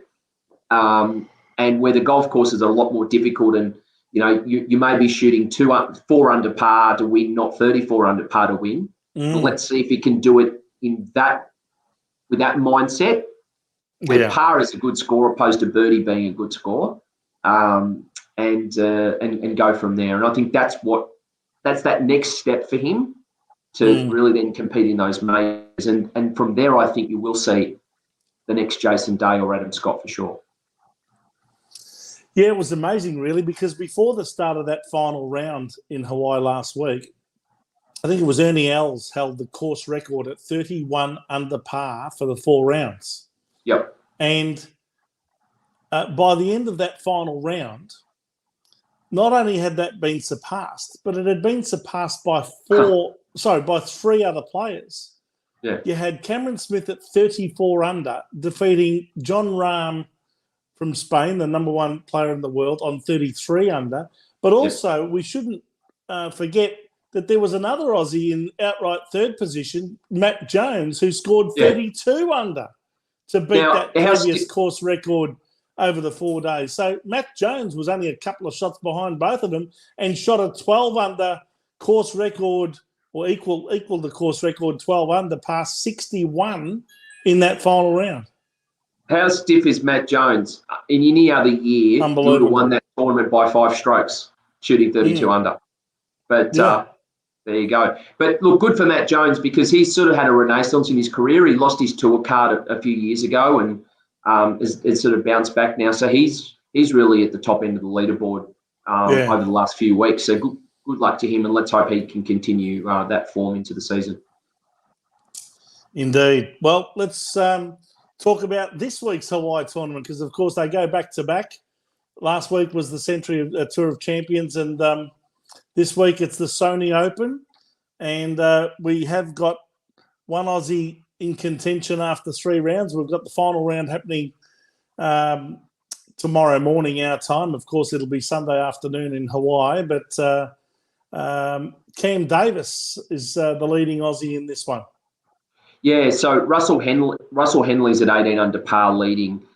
Cam Davis is tied for 9th at 12 under, so 6 strokes behind. So he does need a big final round to get himself up there. But realistically, probably a top 5 position would be a really good outcome for him, realistically. Yeah, look, I think it's not impossible, but unlikely. Yeah, it depends on the wind tomorrow and the way the course plays tomorrow, but not as easy a course as what it was in Maui. But at the same time, still there are birdies to be got if you hit it in the right places. So, yeah, good performance by him. Hideki Matsuyama is second to Russell Henley, who's leading at 18 under par. Hideki Matsuyama at 16 under. So he's a great player. He's great to watch. So, yeah, it's still going to be a good final round, but I think Cam Davis is just a little bit too far back. Well, it'll be another fantastic final round. And, again, just love watching this on KO, watching all of those beautiful views from the islands of Hawaii. Of course, this one's on the island of Oahu, which is where Honolulu is located. And, can't help but want to go there for a holiday after watching all of those views. How about you, Beachy? Have you ever been to Hawaii before, mate? Yes, I have. It was the last international holiday I had for Is that right? Before all this crap happened. And I must say it was one of the best spots to go to. I did. Yeah. How about you, Steve? I have. Look, the golf courses on Maui are a lot better than we're beggars can't be choosers, but the golf courses on Maui are far more spectacular. The ones that you'd see from last week. This is more a suburban type of golf course opposed to a exotic location. But nonetheless, it's a beautiful part of the world and a great place to play golf. And right on the beach there, it's amazing. It's really relaxed to people are very welcoming as well. It's a great part of the world. So laid back.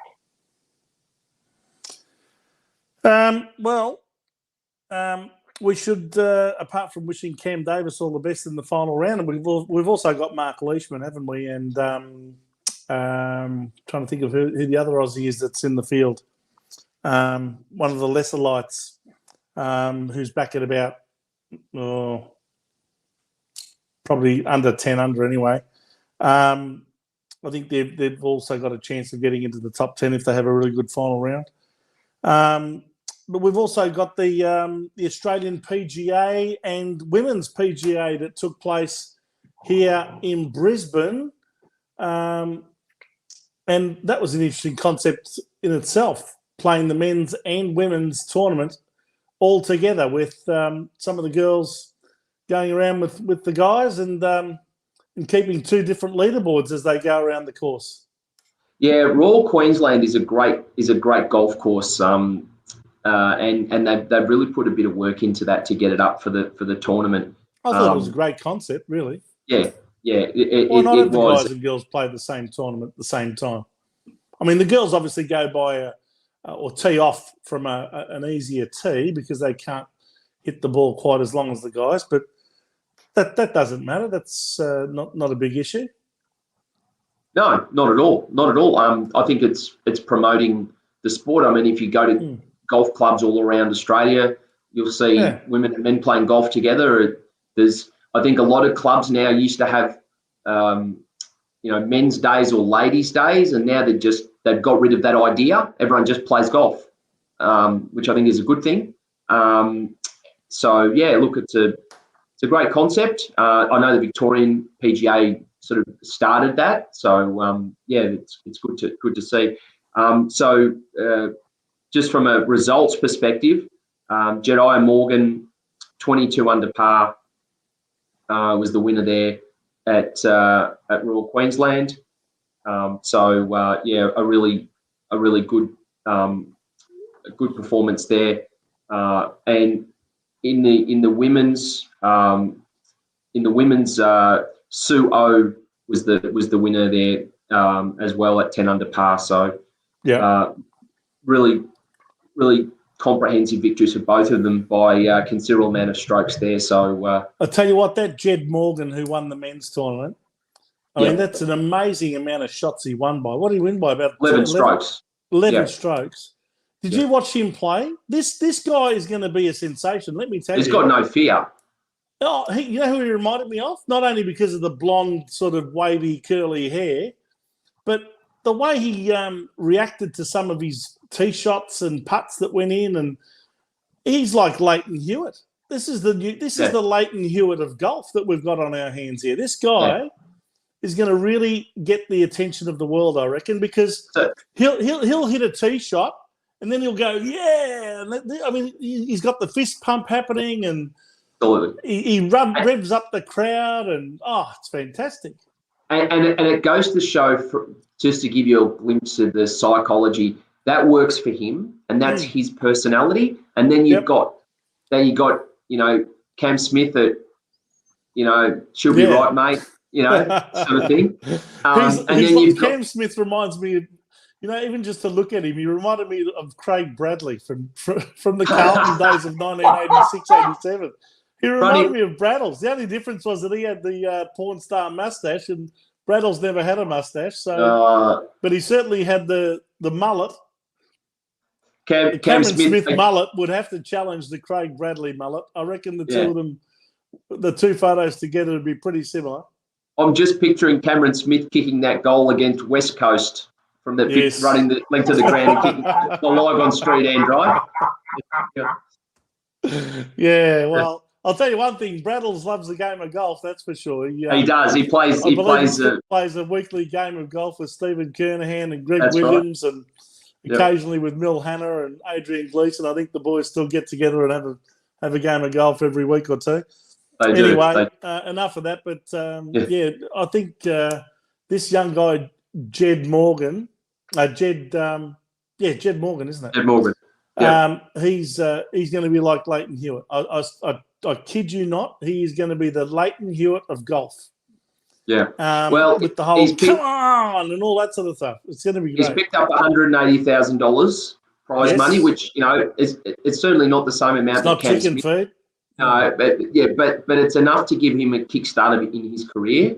Correct. And not just that, exemptions to other tournaments as well, which will help him along the way. Will he be able to now qualify for things like the Asian Tour or? Yeah. Well, of course, we saw the inaugural Singapore International as well this afternoon, and that was another great tournament to watch. And of course, the best placed Aussie was Wade Ormsby on 4 over, but he was 8 shots behind the winner, and the winner was an unexpected winner in some regards, wasn't he? Yeah, absolutely. That's a tough golf course. Jun Hyung Kim from South Korea. That's right. Yeah, not a household name. I'll tell you one thing: he's a big boy, and he'll be a household name if he keeps playing like that, because he's got a lot of potential. This guy. Absolutely, and it's a tough golf course, and it was really a pretty good performance by him to win. And Ormsby, just going back to the Aussies, Ormsby finishes 15th, 20th, 30th, and he just continues to rack up money. Now, probably needs to just do that bit more to win some tournaments. But it's amazing. He's had a really good career. Indeed. Well, that was a Singapore international, and it was actually a really impressive performance by a young guy who I was hoping would hold on to win. At one stage, he had the outright lead. He was the amateur. It was only 14 years of age, Beachy. Can you believe this? He almost won a tournament on the Asian Tour at 14 years of age. I think he ended up being 1 or 2 shots back in the end. I think he came outright third, maybe, or second. Yeah, I think outright third, because the two guys up the top both tied on 4 under, so they had a playoff. But this young guy finished in outright third. Was he on 3 under or 2 under, Steve? 2 under, I believe. 2 under, yeah. So I think he dropped back a couple of shots. I think the pressure might have got to him a bit at the end, but certainly a very impressive young player. 14 years of age. What you're starting to see now in Asia, a bit like in Eastern Europe with the tennis back in the sort of 90s, I suppose, you're starting to see almost like it's almost like we use the term football factory for Assumption College or Xavier or those sorts of schools, where you're sort of seeing now almost golf factories in sort of countries such as Thailand, even Indonesia. Yes, there were a lot of Thai players in that field today. Yeah, and they are disciplined. They practice. They focus on all elements of their game. They train. It's essentially they are professionals at 10 or 12 years of age from a mentality perspective. So when you see a 14-year-old go out there and do that, it isn't as surprising to me anymore because I just know the work that they put in. And yeah, it's all about just managing the burnout really for them now. The talent's all there. They've got all the shots. They've got the game. It's just managing that burnout, ensuring that they have longevity in their careers. Well, what are we doing in our country to try and encourage young 14, 15, 16-year-olds to play golf and be successful on tour? So we really don't so you'll have like a junior program which will get a 5-year-old and say, okay, here's a club, go have fun. And we have tournaments and pathways, but we have nothing like this. The way it's essentially the way these kids train. They're in an academy style environment where they're doing this 6 or 7 days a week, and combining it with their studies. We don't have that approach here. We're a bit more laid back with regards to that, and it's a little bit more up to the individual, opposed to any sort of. Yes, we have Institute of Sport programs, but they're more for kids when they get to sort of 16 or that age, once they've shown the talent. But these groups they may have 100 kids at 10 years of age, and they're all good. And it just goes to show, if you pick up golf early, it's 7 years of age or thereabouts is about the best age to take it up, because you can learn quite quickly how to be good. Well, it is a great game, and I guess there's a lot of young talent that's coming up through the ranks, and it's not as easy for some of the older, more experienced players to keep their ticket on their on the PGA Tour or wherever they happen to be, and the pressure's right on, isn't it, to keep scoring low and to keep getting up. What is it? Those FedEx Cup points and all that sort of thing that they fight for over in the USA. That being said, Vince, the average tournament is around about $8 million prize money now. So even if you have a few good years on tour, you're not going to, and you lose your card, you're not going to be struggling on the bread line or anything like that. Yeah.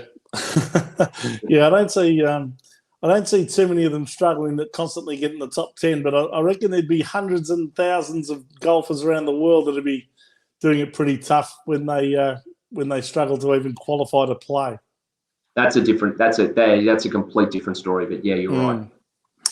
Alrighty, and we have, of course, now what's coming up after this Sony Open tomorrow morning that we wish Cam Davis all the best. What have we got coming up after that? Yep, we've got on the PGA Tour, I'm just going to the schedule. They do head over to the mainland. Of the USA, yeah. Yeah, I believe it's California. they do rotate the schedule. Yep. It's normally the Phoenix Open, but they did change it. So I'm just checking where they're off to next. Won't be a second. No worries. Sorry for asking a question like that. No, that's all right, Vince. No, it's I should know this one. It's not a Pebble. We're not at Pebble Beach yet, are we? Not yet. No, the American Express is being held at. Formerly, you're right. We normally have Phoenix, and I think it snowed at Phoenix a few times at that time of the year, so they pushed Phoenix back a bit into sort of more into February. Now it's the old Bob Hope Classic, or they call it the American Express. So it's at all the courses in Palm Springs. So you remember the old Bob Hope Classic? They used to play 5 rounds. Yeah. So this is in California? And California in the desert. In the desert. Well, I look forward to that. Some of the best players in the world will no doubt come out of their hibernation over the Christmas New Year period and play their first tournaments of the year, because none of them, well, there's a lot of the best players in the world haven't even taken part in these tournaments in Hawaii yet. I speak of, players like Rory McIlroy and Dustin Johnson and, players of that ilk. So Torrey Pines is the week after. So that's where most of them will start to come back. They normally play the Torrey Pines event, the Farmers Insurance Open. Yeah, followed by the one at Pebble Beach. The AT&T at Pebble Beach. Yep. All righty. So that pretty much sums up the world of golf. Just want to, unfortunately, we haven't got Luke Humphreys with us tonight because he's still on his way back from Hamilton, where he was calling the Hamilton Pacing Cup and Trotters Cup today. This is, of course, harness racing we're about to discuss. I'll just very briefly touch on what's happened in the world of harness racing in the last 7 days. The main meetings took place yesterday and today. Of course, yesterday we had here in Victoria the Shepparton Gold Cup meeting, and that's always very keenly contested.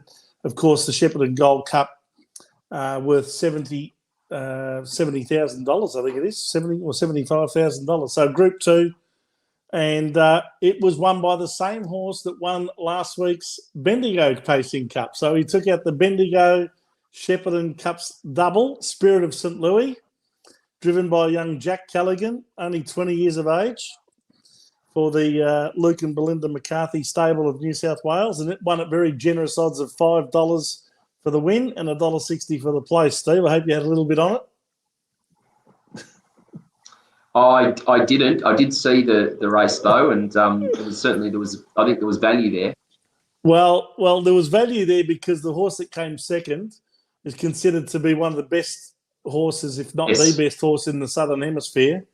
And he was coming back after a 12-month break. Lochinvar Art, as Luke promised us last week, he would start in the Shepparton Cup.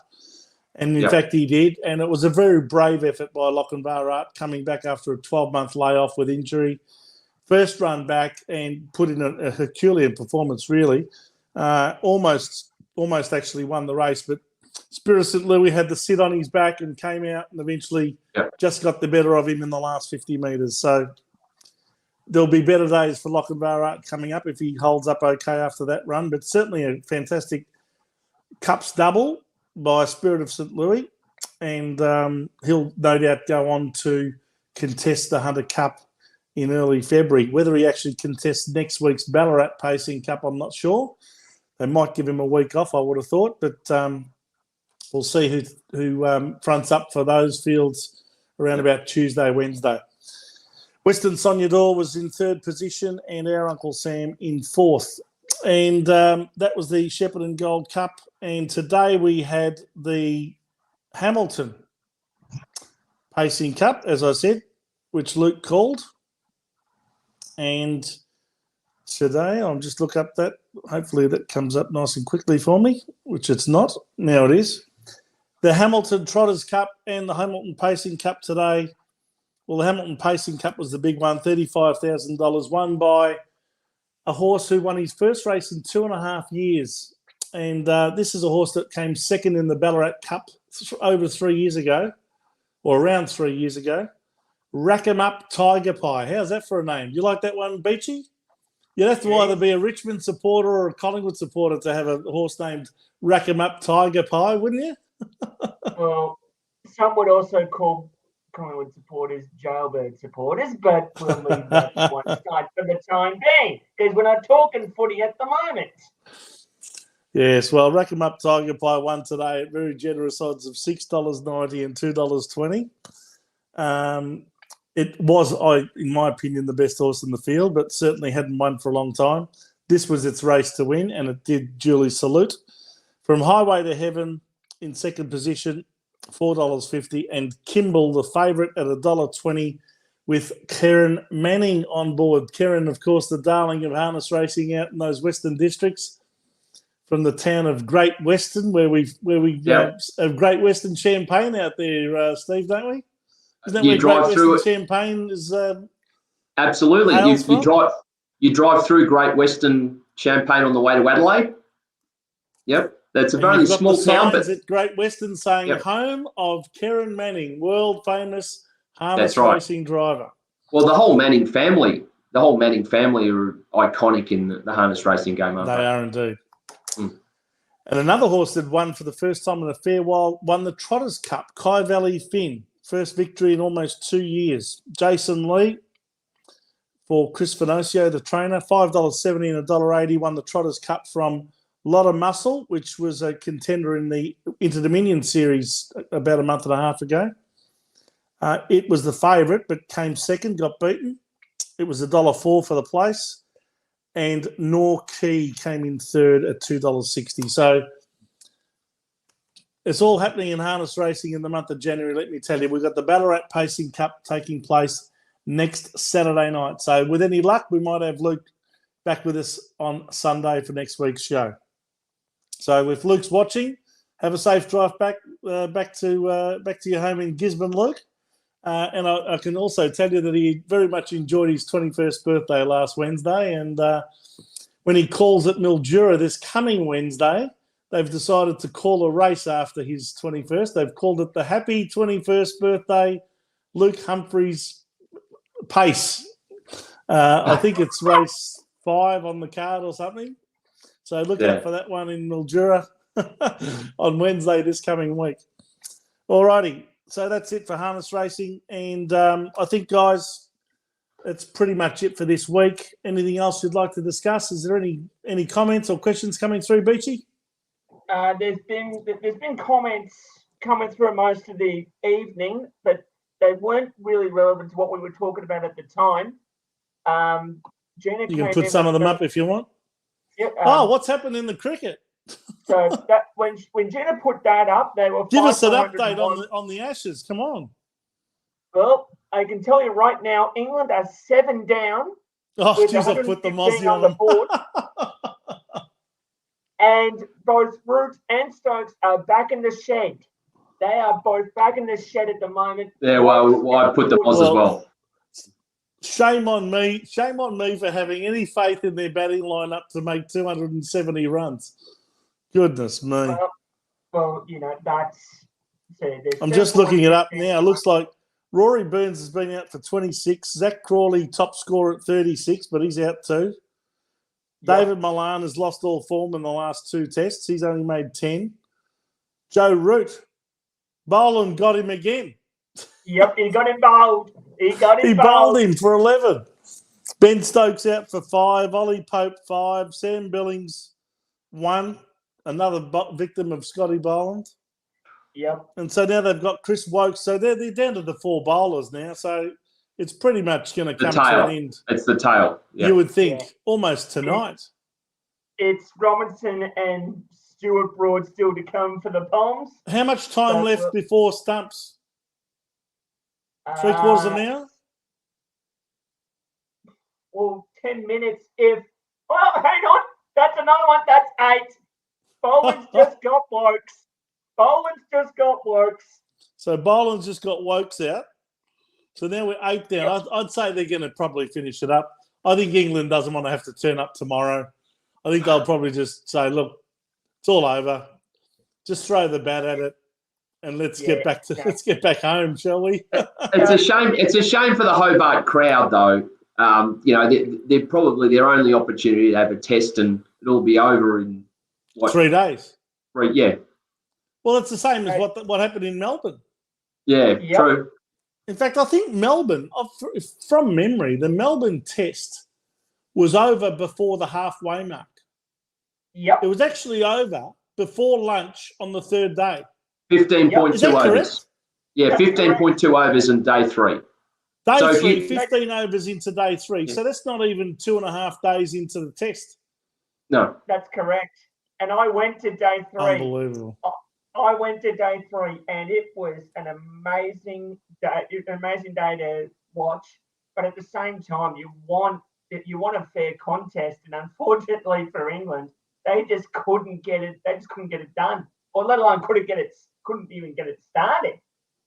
Tell me something, boys. Is the England batting lineup that bad, or is it that the Australian bowling lineup is that good? Is Mitchell Starc, Pat Cummins, Scott Boland, and Cameron Green that good, or is the English batting lineup just substandard? I think it's the English batting lineup, because they can't keep relying on Stokes and Root as well as Milan for all their saving. They just can't afford to do that, because it's just like it then gets predictable. And Unbelievable. Then other countries like South Africa and New Zealand, who are touring to England later in the English summer, they will be seeing this and thinking to themselves, right, well, we know how to get you guys out. Even if we get Root, Stokes, and Milan out, you fall to water. Well, here I was, Steve, back at the start of the show saying I reckon England at 1 for 80. I think it was 1 for 82. Yeah. Or 1 for 86 or something like that.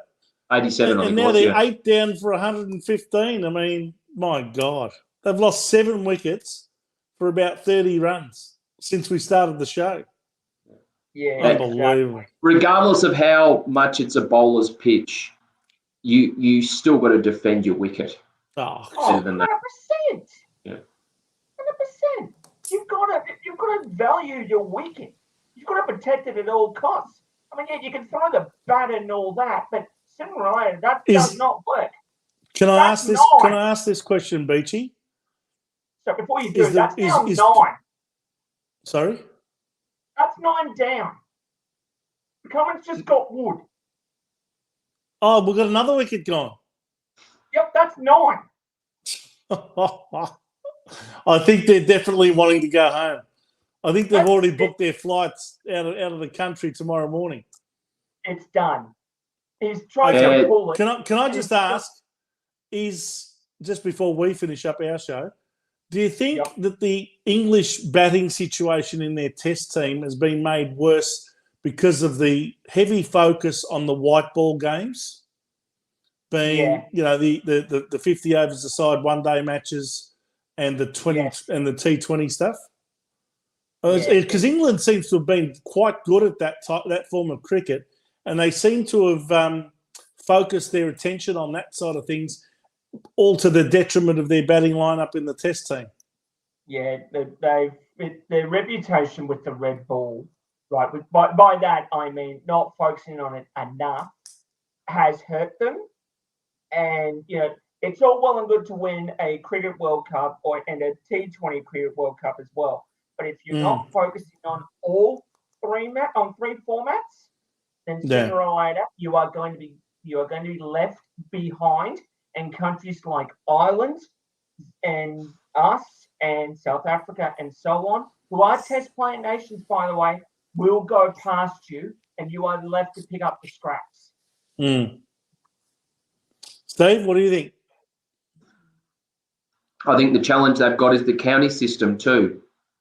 I think that the problem is that the type of pitches they play on, and the time of the year they play doesn't really, encourage. They're not batsmen's paradises, so to speak. I think that doesn't help it. You're right. The white ball part of the game is another thing. I think there's a couple of factors to it there. But whatever it is, there's got to be a review, quick, smart, done, because look, their bowling isn't great, but it's not certainly their Achilles heel. It's their batting that's the problem. The batting's been the problem for the entire series, hasn't it? Yep. Yeah. And all right, gentlemen. Well, what's that? Sorry, guys. It's done. That's it. They're over. Out. It's done. Who went out now, Broad or Robinson? Robinson. Cummins just got him bowled again. Well, there you go. So Cummins has got himself 3 wickets as well as Scotty Boland, as well as Cameron Green, 3 wickets each, and Mitchell Starc got 1. There's your 10 wickets, and the test match is over, and Australia have won by what, 147 runs? 146. 146 runs. There you go. I only said less than 2 hours ago that I thought England could win the test match. That was less than 2 hours ago, Steve. Oh, my God. They've managed to lose 9 wickets for about 40 runs. Well, you and I both overestimated them, didn't we?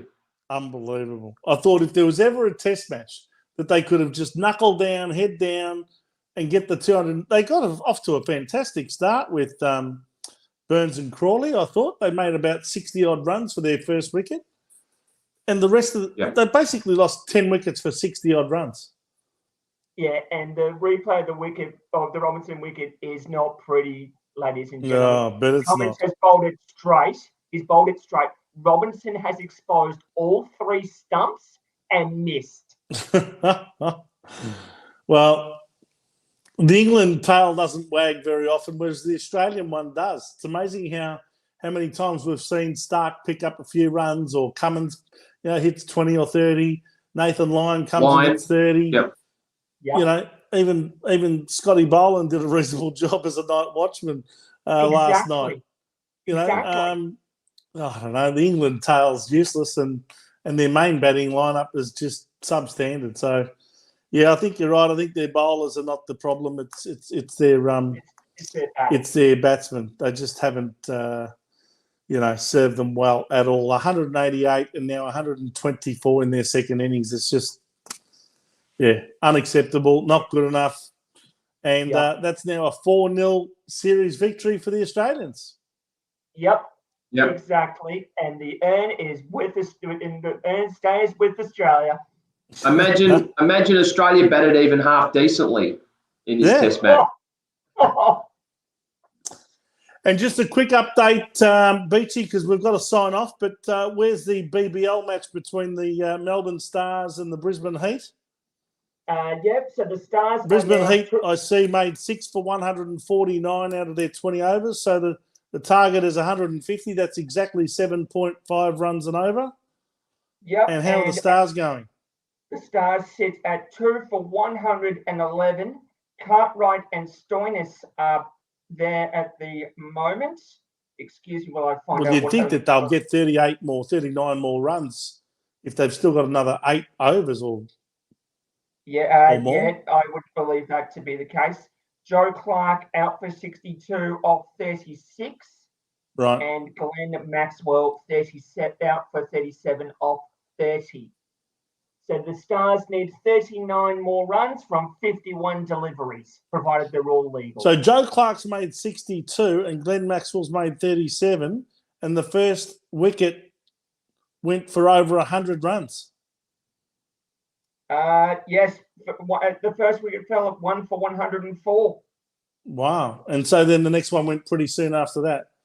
So 2 for 110. Oh, well, it looks like the Stars are going to win that, unless there's one almighty collapse, England-style collapse. Oh, exactly. Well, that'll send the Melbourne Stars up the BBL ladder a little bit, wouldn't it?